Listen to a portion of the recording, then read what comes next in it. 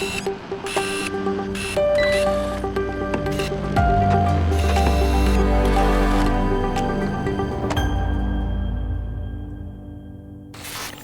and welcome to another episode of DirectConnect with Archer. My name is Leonard Chamberlin, managing partner with Archer, joined by Brent Castagnetto, fellow managing partner. Say hello to everybody, Brent. Hi, everybody.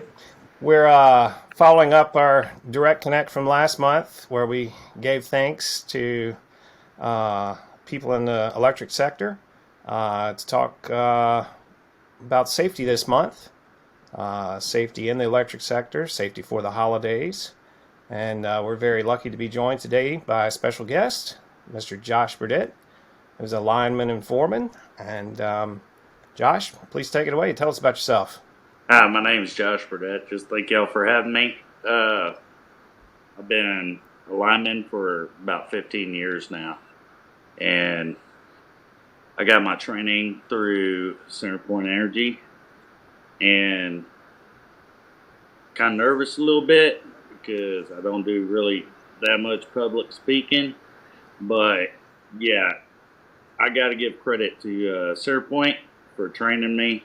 They did a very good job instilling safety in my everyday life from when I wake up to when I go to bed. And it helps me get my crew. I'm a foreman now. It helps me get my crew going home the same way they came in that morning. You know, from the perspective of safety and your day-to-day activities, I mean, obviously, you know, as a lineman, as a foreman, you know, the culture of safety is very prolific in the electric sector. And, you know, all the time, you know, we have safety minutes, you know, even though I'm working in an office environment for a utility, you know, safety is at the forefront of everything they do. And I'm sure a lot of that is driven by the dangerous work in the field. So can you tell us a little bit about, you know, how safety impacts what you do? Well, it impacts everything. I mean, I tell the guys, when you wake up in the morning, your first job is to make it safely to work. Then you're a professional driver driving to the job site. And then we have what we call a tailboard in the morning where we describe all the hazards, all the dangers. I mean, it's a big sheet.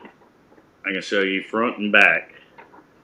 And everybody has to sign it, that they are on the same page. It shows their duties of that day and very detailed on what everybody's responsibility is. I mean, it's like brushing your teeth sometimes on how complacent you get in your day-to-day job, because you do it every day, and you know, something could happen at any moment, so you can't get complacent. That's why I tell them, I know we're doing the same job every day, working with electricity, but don't get complacent. There's always new hazards out there. And that's why I love this job, because you have to stay on your toes all the time. And the guys, I have one apprentice. It's like he looks through the tunnel whenever we're at the job site. He'll start looking through, and he doesn't see the big picture. And I tell him, just start looking around and see the big picture. So that's one of the things.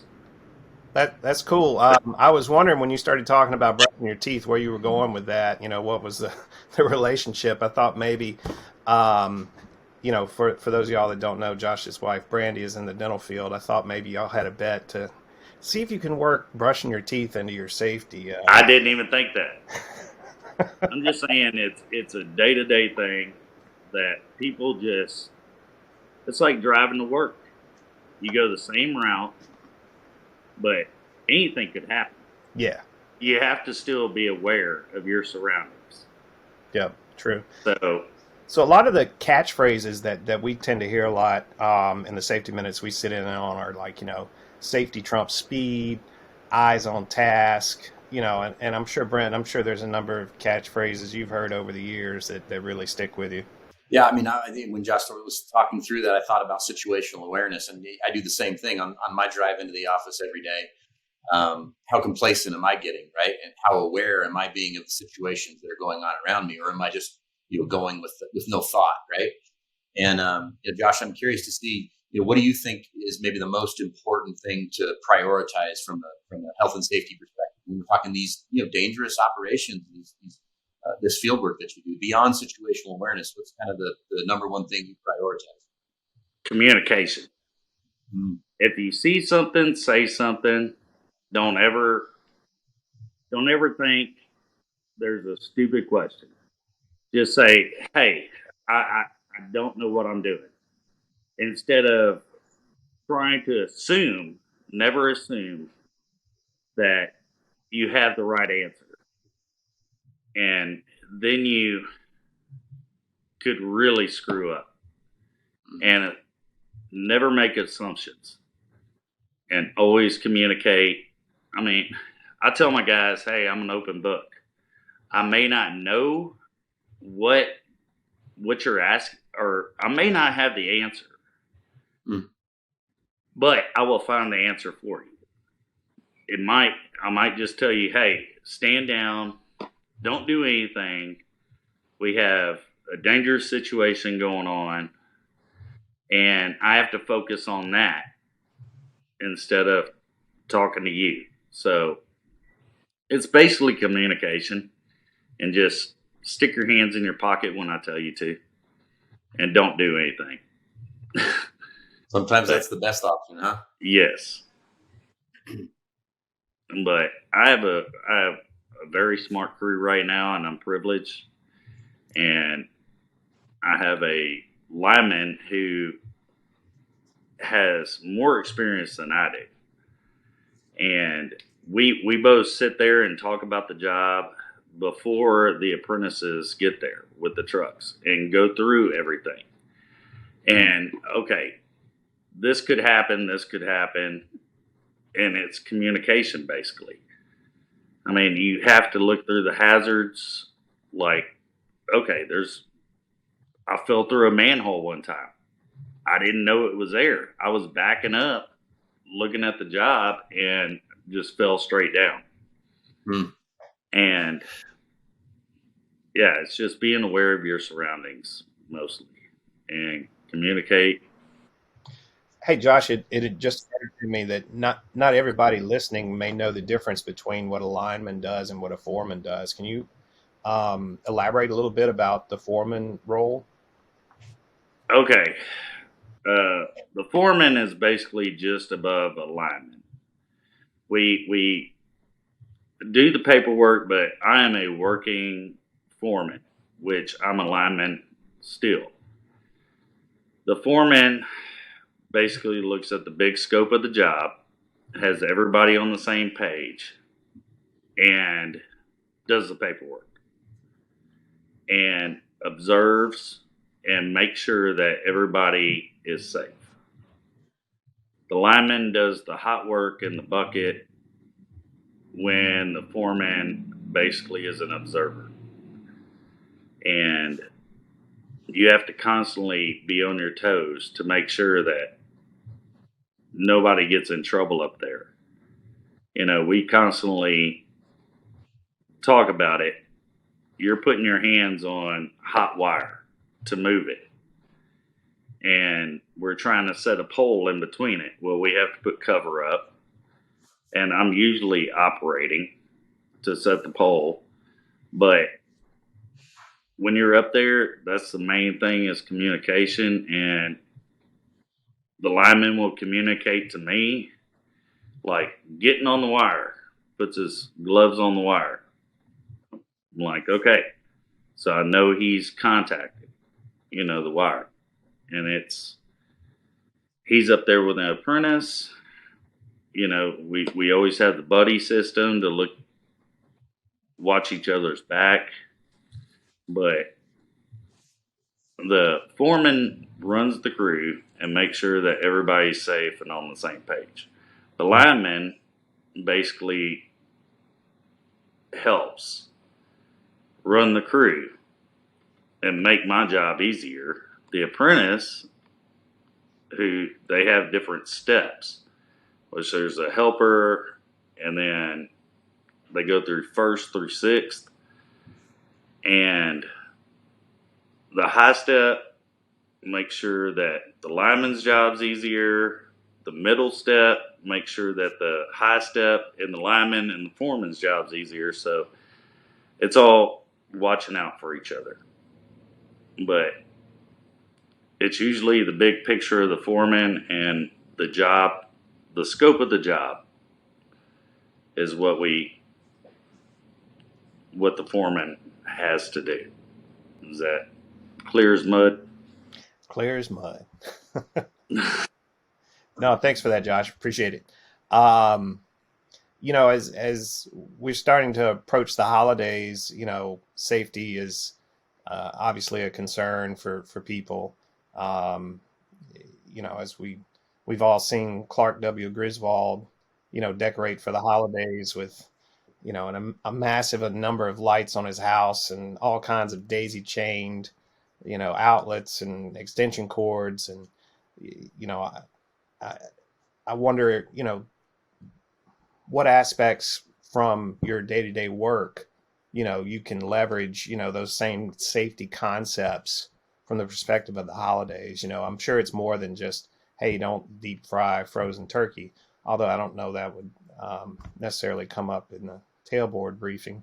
But Well, what are some thoughts? Maybe at the control center. At the control center, it was. That's true. yeah. Those guys are always. Well, I'll tell you what. I got a call last night from a friend of mine that's a lineman. He's a foreman now for a different company. And he said, man, I don't mean to bother you. I just got a stupid question. I said, well, I always told you there's no stupid questions. Go ahead and ask. And he was like, man, you're going to laugh at me. I said, no, I'm not going to laugh at you. I said, what's going on? He said, well, I put up my Christmas lights and the breaker tripped. And I went out, reset it, and he said it tripped again. I said, well, he said, I got a 10 amp breaker, should I go to a 30 amp breaker? I said, no. I said, you don't want to do that. I said, that could cause a fire in your house if you have a fault somewhere. I said, you're overloading the breaker, and I said, you need to just test your sockets, what's all on that same breaker with your lights. And he was like, oh man, I got a deep freeze in the garage and a refrigerator. I said, well, you need to plug in somewhere else, or, need to figure it out.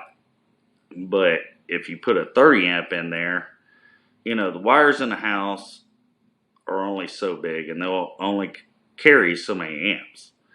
And if you have it's like putting 900 amps into a little bitty wire with coating around it, it's going to melt. And when it melts, it's going to have the hot and the neutral go together, and then it'll start a fire. So basically, do not overload your breakers. If they trip, find another socket or get some LEDs. They don't draw as many amps. Right. Yeah, that was my first thought.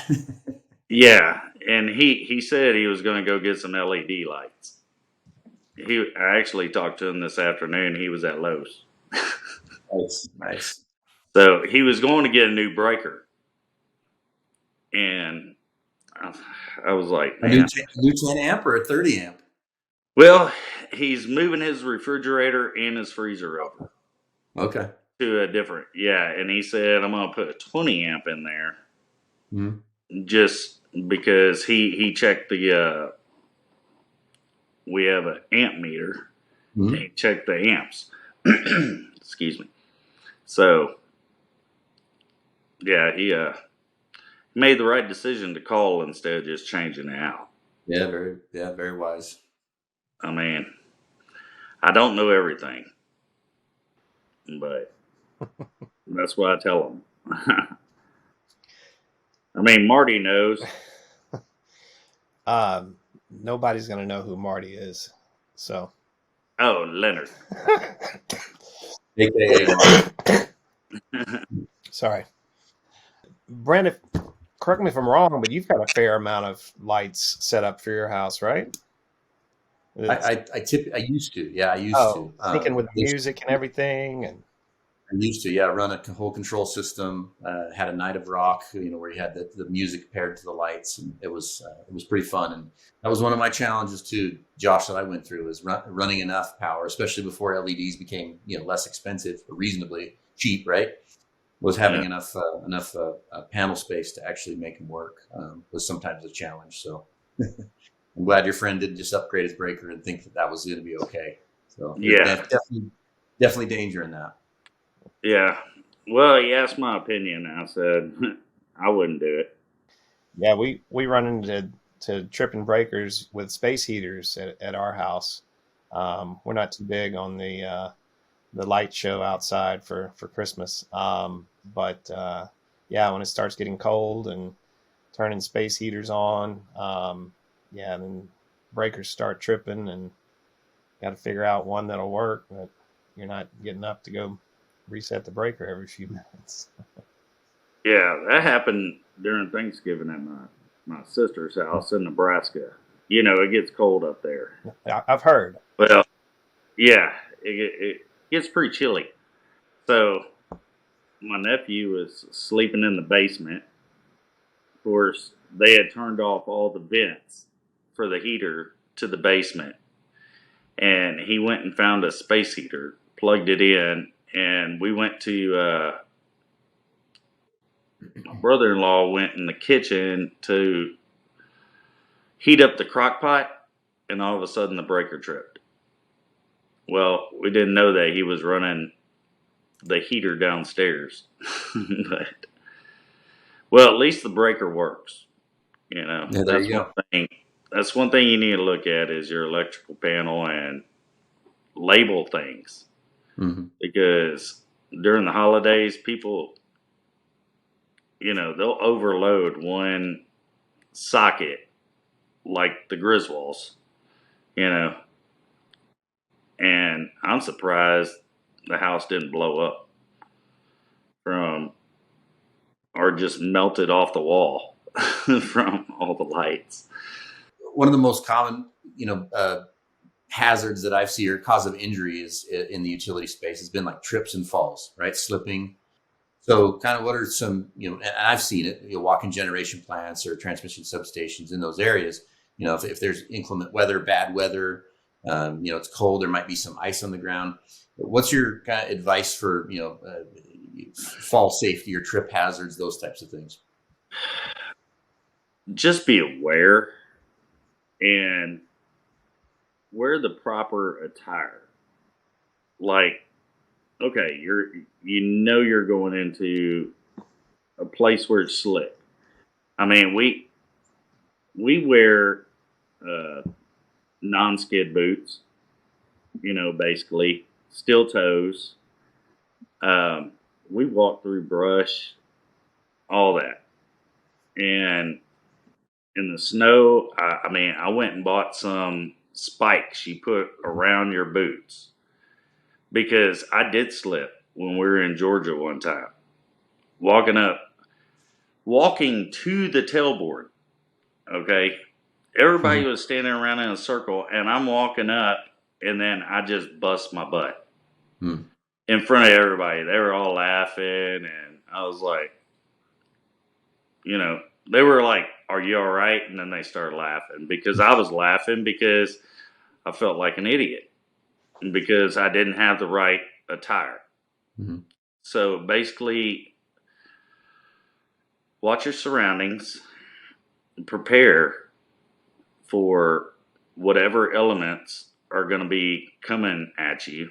I mean, watch the weather. I mean, you know it's going to rain that day. I got extra pair of pants, shirts, slickers, sweaters. I mean, all behind the seat of the truck. I got another pair of boots just in case I get wet. Because you never know. I've climbed over a fence and ripped my pants all the way down to my knees on one side. But don't take any shortcuts. Basically, don't say, oh, I can jump this ditch, instead of basically walking around. That was a big one at generation plants. You experience, you're going through outages and there's a lot of stuff that's cordoned off, right? Instead of folks that take the shortcut and they're not paying attention. And now they're in a situation, right, where they've slipped and fallen and they're, causing more issues. So that was a big one for me, is don't take the shortcuts, follow the path that's intended for you, the safety folks have put out there, foremen have put in place to prevent injuries. Yeah. And there's never a job too important to where you can't do it safe. Basically, just take your time, think about it. Take a minute, maybe two. Talk about it with everybody and just say, what's the best course of action we can take to make this job, complete, make it safe, and everybody can go home the way they came in. Nobody wants anybody get hurt. I mean, especially me. I got so much paperwork. Somebody gets hurt. So, no, basically I care about them, and I love my guys. I mean, I give them a hard time, and they know it. And one guy, he was like, man, why are you always on me? I said, I want you to be 10% smarter than what you're working with. So just be 10% smarter than the chain hoist you're using, or, I mean. That sounds similar to the whole, you don't have to outrun the bear. You just have to outrun the guy next to you advice, right? Yeah. I mean, if you're smart enough to just be a little bit smarter than what you're working with. I mean, you have a pen. I mean, the pen can't think. You can write down what you want. Brent, did you say something about compliance when Josh mentioned paperwork? I did, because that was a perfect segue, right? The amount of OSHA compliance activities that are required for foremen to go through is significant, right? And turning that in, make sure that it's detailed and thorough, because they're going to want that information. They need to have that information. It's a legal requirement. So we're having a nice casual conversation, and you got to go and bring compliance into it. Sorry. That's what this sheet is. Basically, everybody signs it. It's a legal document if OSHA comes out, that everybody is on the same page. And we have rules in place, and we don't only have OSHA, I work for MP. We are contracting through CenterPoint. So we have MP, we have CenterPoint's rules. We have every rule out there. We have apprentice rules. They have SwellCap, which is Southwest Technical College for apprentices. And we have their rules. They have to go by their rules too. So the way we figure it out is which is the most stringent rule is what we go by. And we follow it. So, I mean, there's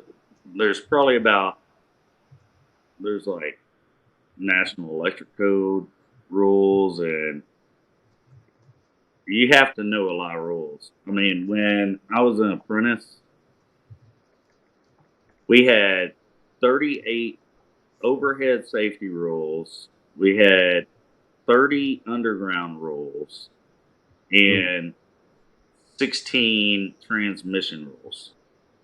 We had to know every rule, word for word, and write them all out in numerical order before we could get our lineman license. And that was through the light company. So, and that was just their rules. So listening to that story and seeing the tailboarding checklist again, I mean, I think I'm going to have my elf on the shelf fill out one of those at some point this Christmas, for Santa to check safety or something around the house. Might have to do a reduced set of requirements for these kids. Yeah. But anyway. Well, early. Yeah. I mean, that's what my did to me. I mean, they always said, hey, watch out for strangers. You're teaching your kids safety right there. Look both ways before crossing the street. I mean, that's the way you start teaching them early. Have common sense. If you have a feeling something's going to go wrong, it probably is. And nothing good happens after midnight. So that's true. Josh, I think that's an excellent, comment to wrap things up with. Just use common sense. So many of the, accidents you hear about, the Darwin Awards. I mean, just people every year that are not using common sense. And, a lot of the ideas that we discussed here today. I mean, some of the things, not everybody may be aware about, how many amps it takes to trip their breaker. But a lot of the things, I think, are common sense. So that's a great message. Brent, any closing comments? Yeah, Leonard, just my couple thoughts, in talking with Josh today, I was reminded, how important this is from the concepts of following the rules. The rules are there to keep us safe, right? And we have people and other controls in place to keep us safe. And I just want to express my gratitude to Josh and all the other linemen out there who keep the lights on. Appreciate the work you all do. And it does, often it goes unnoticed, right, by most people. They just flip the light on. But I recognize it. I think more and more people are recognizing it. So appreciate the work that you do. Thank you. Amen. Josh, I'm envisioning a whole series of direct connects with you of coming back and talking about transformer theory and outage restoration, hurricane, safety and all of that. But, again, as Brent was saying, really appreciate, all the unsung work you do. Thank you for putting your life on the line and, so the rest of us can enjoy all this power, electricity. It's what makes for having me. The American way of life possible, right? Yes, sir. So thank you very much for your time, Josh. Really appreciate you making the time to chat with us today. On behalf of Archer, thank you so much for tuning in to DirectConnect. We'll see you next time. All right. Thank you all. Stay warm. If you know of a topic or someone you think we should talk to on DirectConnect, please let us know in the comments below.